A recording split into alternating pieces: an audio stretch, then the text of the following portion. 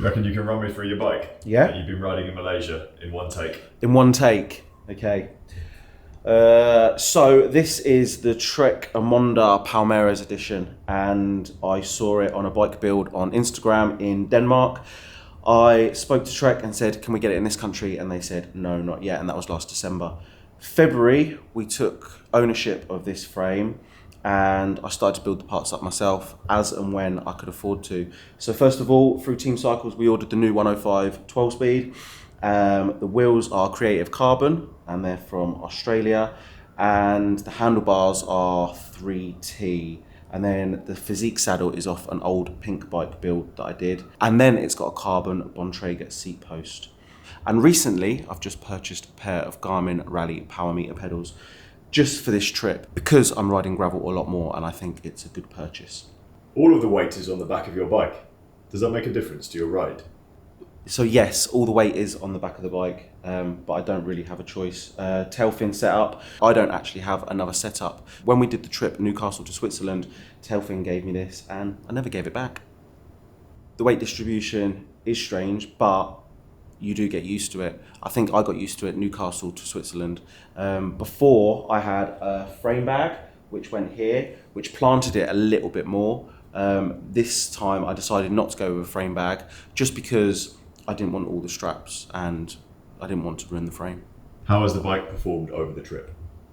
I've noticed that it's performed a lot better, but I've had my first ever bike fit for this trip.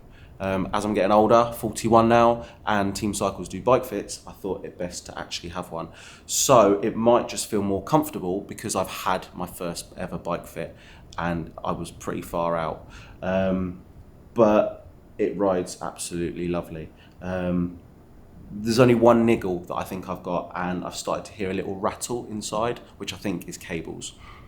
I absolutely love 105. Originally, we was trying to get an even cheaper option of 105, which is 11 speed, I believe. I'm not into the details of bike mechanics. So we tried to get the 11 speed 105, but it had sold out everywhere. So I had to go with the 105 12 speed, which is the new one. One thing I do love about it is the levers seem a little bit thicker, like the GRX levers. The only thing I can compare it to is I jumped on Chris Hall's bike when we did Switzerland. His levers are very thick and they feel nice, and these are the same. So the tyres are Bontrager R3s and they are 700 by 32. You probably couldn't get much more in the Amonda, to be quite honest. There's not much more of a gap. And I haven't got a puncher, so they're great. I'll use these tyres for a long time. I wasn't sure at first because I thought it looked like a bit of a commuting bike, but for this trip we didn't really know what was going to happen, did we? We didn't know whether we was going to have gravel, we didn't know whether it was going to be on the road, and I think they're a light gravel tyre, but Nick at Backyard would probably say they're not a gravel tyre whatsoever. I know what he would say about that comment, but I think they're a light gravel tyre.